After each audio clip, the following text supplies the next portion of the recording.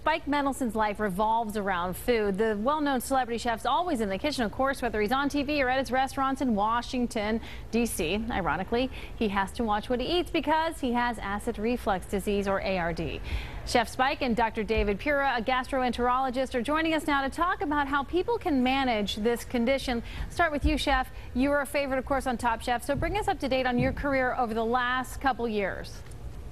Sure, over the last couple of years, it's been very exciting since Top Chef. I've been very fortunate enough to open up two very successful restaurants on Capitol Hill in Washington, D.C. They're both called, one of them is called Good Stuff Eatery, and the other is called We the Pizza.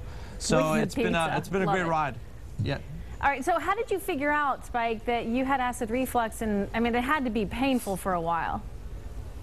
Well, I've been dealing with heartburn and acid reflux my whole entire life. And that's why I'm so happy to have partnered up with Takeda and launched the Don't Let It Burn awareness campaign.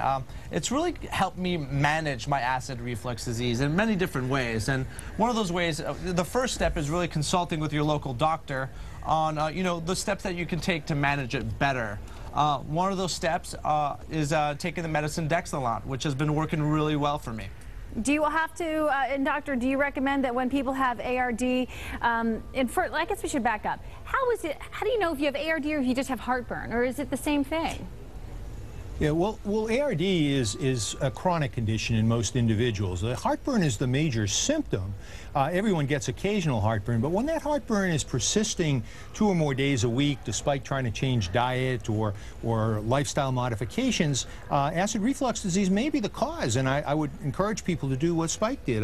Go see your doctor and talk about it. Do you change what you eat? Are there foods that cause this more often than others? Well, I find that many of my patients have trigger foods. I mean, people tell me that tomatoes bother them, sauces, very spicy foods, fatty foods, chocolate, unfortunately, bothers many people. But it's not so much what they eat, but how much they eat and when they eat it, because I tell people to eat smaller portions and also to avoid eating at night before they go to bed. Okay, how long before you go to bed, though? Because some people have to eat like 7:30, 8 o'clock at night. That too late? Well, it is if they go to usually several hours, and I would advise people, if that's their problem, that they should maybe eat their larger meal earlier during the day. Spike, are there things... The great thing about... Okay, I'm sorry, I was going to say, what are there foods that you're like, I love tomatoes, but I'm backing away? Sure. I mean, the great part about it is it's a very personal thing, acid reflux disease. So, it's very individualized, and you have to learn how to manage it. That's why visiting the don'tletitburn.com website really helps you facilitate different recipes.